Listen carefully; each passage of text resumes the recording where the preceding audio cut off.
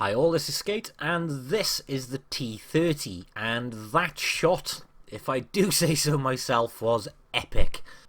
Although it was an entirely lucky shot, I will say that. But yeah, the T30, the Tier 9 American tank destroyer. This is by far one of my favourite Tier 9 tanks. It's just brilliant fun. And that is purely down to that 155mm AT gun. It is... it's just hysterical. You never really need premium ammunition. The standard ammo has 276mm a pen with 640 alpha. Or, if you change to the HE, you have 90 pen and 960 alpha average. It's one of those tanks that when you see on a battlefield, if its gun is pointing at you,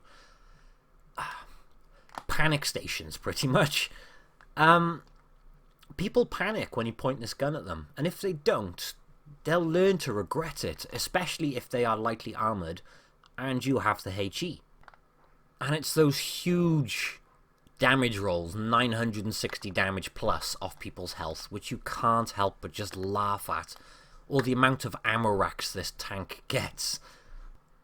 Here's a couple of examples from this week, just because they make me laugh.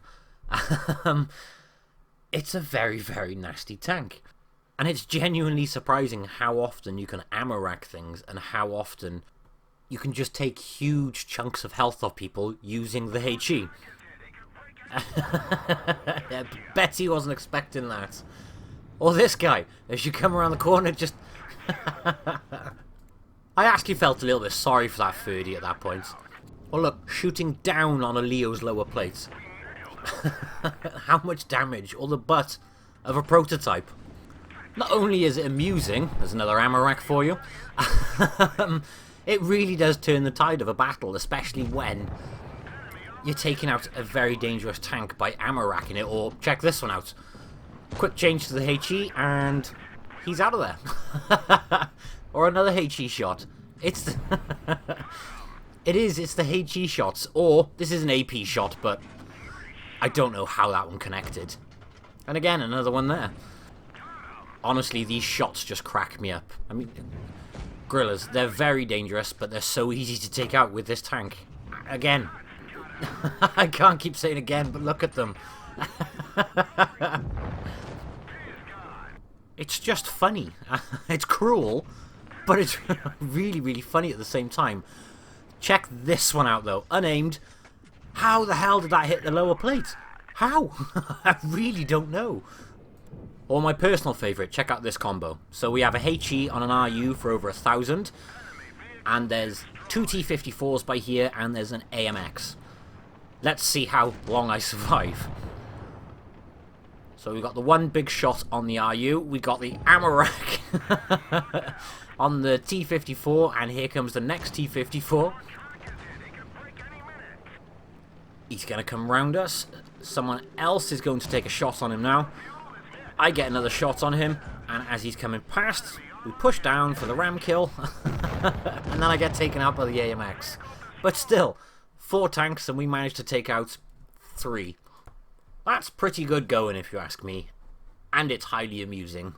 One shot, fire, and over 1,000 health. Next shot, ammo rack, and the third shot, a ram kill. Well, no, sorry. The third shot followed by a ram kill. Okay, let's get this garage part done quickly, and then we can get into some replays. And obviously we can talk about the tank while doing the replays. So, consumables, I run pretty much the same on most of my tanks, which would be the repair kit, adrenaline, and the multi-purpose repair kit. Some tanks I run the engine boost on, but that's pretty much my standard setup. And then I have the 2 colas and improved fuel just to try and speed things along a little bit. Now you'll notice in some of the replays some very strange ammo loadouts, however this is the one I would go with. 16, don't need much APCR, so I run 4 just to be on the safe side, and 14 HE. This tank packs a very healthy amount of ammo, and as a result you can run plenty of HE and plenty of AP. 16 AP will allow you to do over 9,000 damage. So yeah, you've got more than enough there. Equipment front. I run the rammer, I will then, well, basically the first option on everything by the look of that there. I haven't unlocked the last tier, and I'm not going to. Quite simply because, well, we wanted realism. They've given us the equivalent of World War II rations when it comes to spare parts. So it's one of those things where I don't think is worth the amount of spare parts. I mean, the first option there saves you a few seconds. The second option always saves you slightly less. So I don't think those few seconds are worth, well, the amount of spare parts. Don't get me wrong, if we got more spare parts, I would probably, well, I would unlock it. But at the moment, I just don't think it's worth it compared to how valuable spare parts are. You never know, the system might change in the future, and I hopefully will end up with more spare parts. Okay, so I usually won't put any footage in with me in a platoon. However, this first one I thought is a good example of using the T30 with another very high alpha tank. Specifically the Object 704 by there, which is driven by my other half, Mrs. Extreme. And the idea we had here was for me to basically spot for the pair of us. She has a better camo value, my camo value is awful, and it plays more like a heavy tank than a tank destroyer. So the logic here is, I'll spot for us both, and she can stay hidden as long as possible. Obviously you would hope the team spot for you, however you can't always guarantee it. So the idea here is, I'll go in front, she will line up behind me. Now the one thing I will always try to do is hide the hull as much as possible. Obviously the hull is the biggest weak spot on this tank. The tank has 10 degrees of gun depression, which is very, very good. And it has a very, very hard head. Over 279mm worth of armour. Obviously you do have some weak spots. Every tank has weak spots really. But when you're using the full 10 degrees of gun depression, you can't see the commander's hatch, which is a weak spot. There's a weak spot above the gun mantlet. See that triangle? That's a weak spot. However, it's very, very hard to hit. And if you have a high penetration gun, then you can go through the cheeks. And there's another...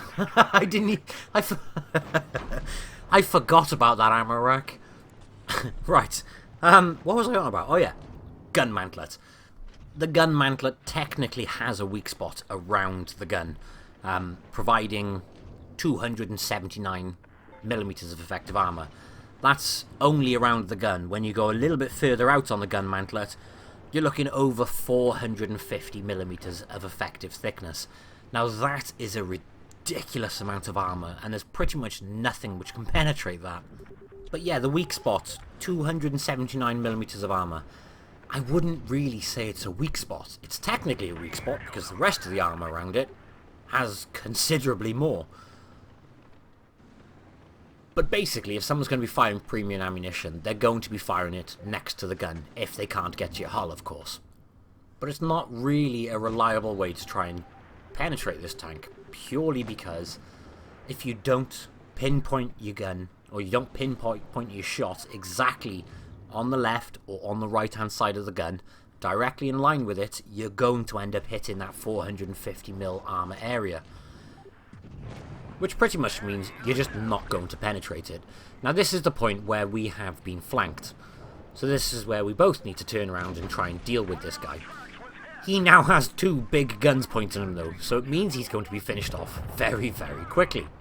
And what makes me laugh is the Indian Panzer coming up now has just seen a T-54 being shot by myself and by the Object 704 and still decides to rock up. He is going to take a bit of my damage, or a bit of my health, sorry. He's going to take a bit of my health, but not much. Now that's the thing with these tanks as well.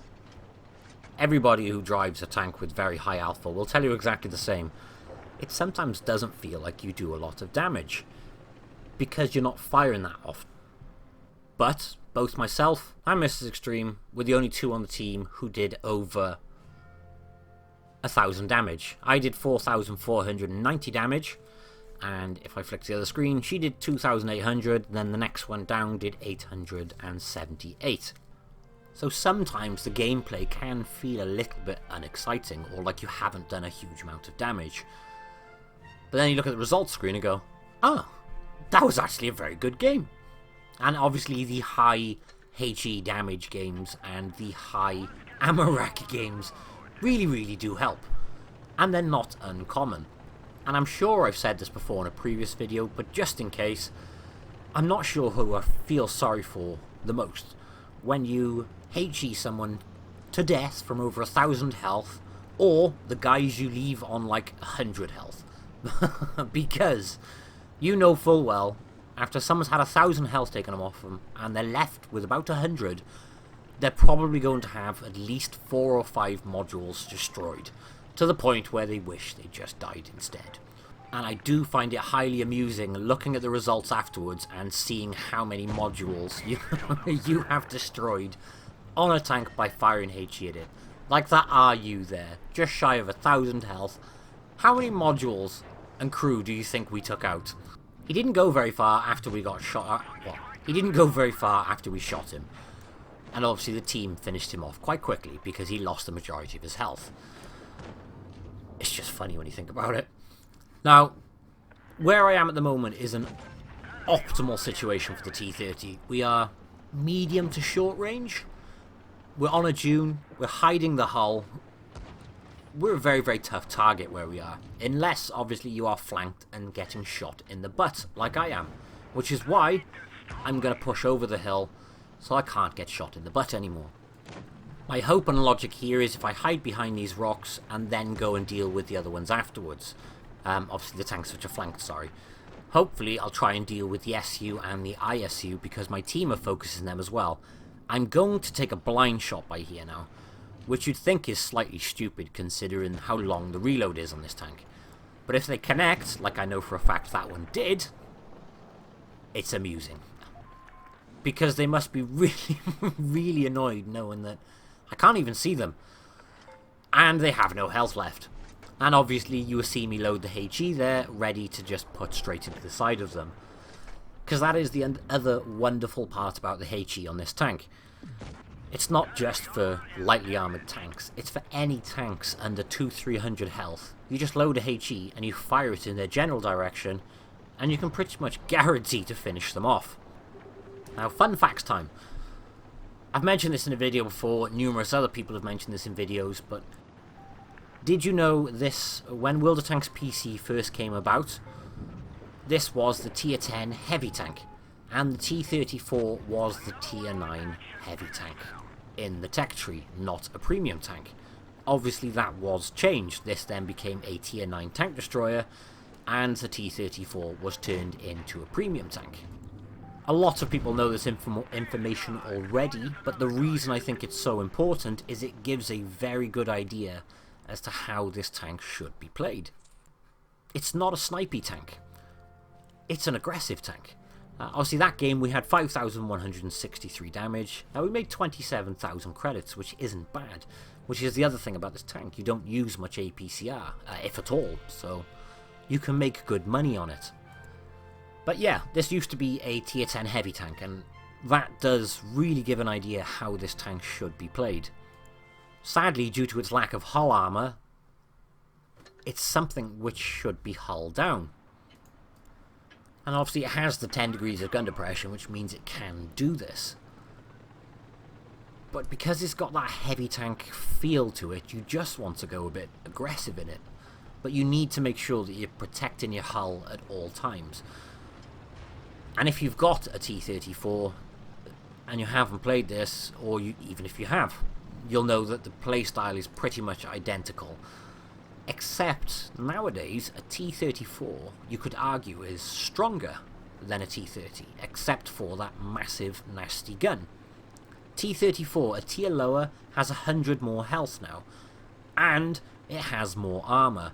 If you look at the back of a T34 turret, you'll see it's got that extra plate on the back, where this doesn't. This just has mounting points. The T34 has 203mm of armour on the back of the turret. This thing only has 102. Now there are many other arguments to this. T34 actually has a more accurate gun now, but yet it has slightly worse view range. And here comes another fun one, Leo lower plate. Oh, that's gotta hurt. But you'll see what I'm aiming to do now is what I'm hoping to do anyway is use this dune to protect my hull, because that's the biggest weak point on this tank. And ooh, and are you another 1,000 damage shot? There's not many tanks which will do 2,000 damage in 2 shots. Before someone says, actually there are, I know there are, but what I'm trying to say is there's not many. And there's not many that can do it with a turret, and so often. I mean, this next shot's going to be 700 damage straight into the side of that T-54E1. Now, he is obviously an autoloader, so I'm trying to back the hell up just to hide my hull. But I want him to know I'm still here, because I want him to hopefully come out and try and get some shots into me. He is going to get one into me, but it means I can get one more into him. But now he is on a reload, and I am very, very low health. So I do want some backup. I'm sadly not going to get it, so I have to push. I wanted him, then I spotted the Leo. Now the Leo has learned from the first time he has been shot not to pop out in front of a T30 again. So you'll see he's hiding behind the rock, hoping that I'm gone, or just trying to hide from me.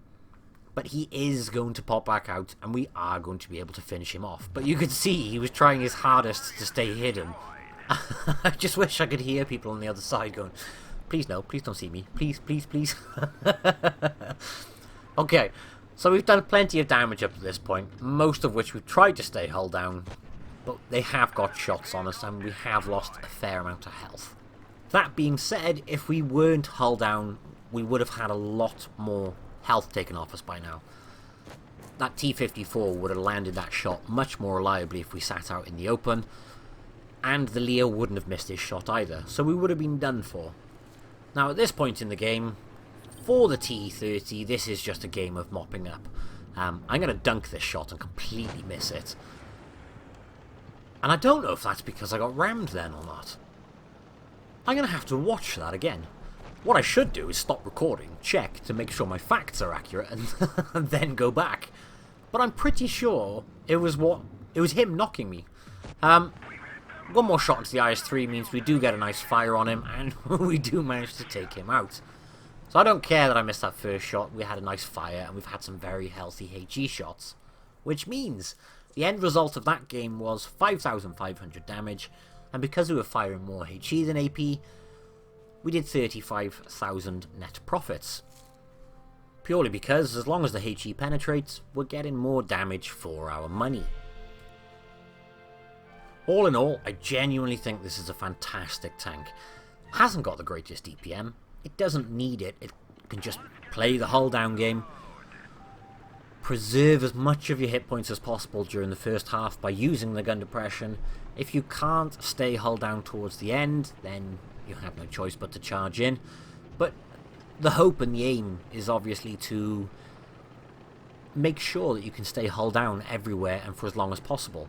Now, obviously I like to make sure the last one is always a mastery in these guide/review. I don't really know what they are, I just like to talk about the tanks. But this one just feels, well, I pretty much just skirt around the sideline, popping out damage, and it just ends up becoming a high damage game. It's surprisingly easy in the T30 to rack up damage with how nasty this gun is. Don't get me wrong, you drive out YOLO right now, you'll get one shot off, you'll be on a 13-14 second reload, and then you're done for. Because there's a lot of tanks straight ahead. So if I did just go out in front of them, I am literally just going to get nailed after one shot. If I stay medium range, or I'm trying to stay hull down, I will get considerably more damage done. I mean, this RU has seen me. Why is he stopping? Side on! Don't get me wrong, thank you. But at the same time, he stopped in the cap, looked up at a T30 and, oh hi, and that's it. But look, we're on the sideline now. There's not really much that's going to be pointing at us, which means we can just pull back, wait for the reload, and then we can come out again. And I think that is the main focus with this tank, is hiding yourself during the reload, because that's when you are most vulnerable. If you're low on health, you can pretty much guarantee that is when everyone is going to pounce on you. So if you can't get yourself back into cover, you're going to die. It's happened to me far too many times. because you just can't pull back far enough, or you're not going to reload quick enough. So in this circumstance, I have enough health to afford a shot off that AMX to take out the E75, and I have cover behind me, so I can pull back, but I haven't pulled back far, which means I can come straight back out as soon as I'm reloaded, and I'm not worried about taking 1 or 2 more shots off that AMX. Especially as where I am, I'm using the gun depression, my hull is going to be a little bit harder for him to hit. Now he has gone a little bit lower down now, and I think he was actually on a reload then, but he hasn't gone low enough, because I can put one straight through the top of his turret. And again, I'm not looking what I have as an opportunity to shoot at then. I was pulling back, waiting for the reload, and now I can see the waffle over there. And I'm waiting until he's not looking my way. And we're going to have another fun HE shot. And being as we're towards the end of the battle, and being as my adrenaline has just come up again, I am going to use it. And I'm not worried about taking shots or any damage, because I think it's fairly certain we are going to win this one. The KV-4 has just lost the vast majority of his health. I don't even need to go up this dune by here, but I still am. I don't need to. I could have just gone the quickest route possible, but I don't know. I guess it's just force of habit now. Which is a good habit to be in a tank which relies on its gun depression. And I've played over 300 battles in this tank, and I will not be getting rid of it. But that game resulted in 5,977 damage. We got a mastery on that one, a top gun, and then if we look at the team results, I'd say we did pretty well. All in all, I think the T30 is fantastic fun. If you like the American heavies, hull-down monsters like a T29, like the T34, this is going to be right up your street if you haven't played it before. If you have played it before, well, I imagine you enjoyed it.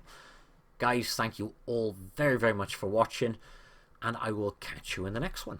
Bye-bye.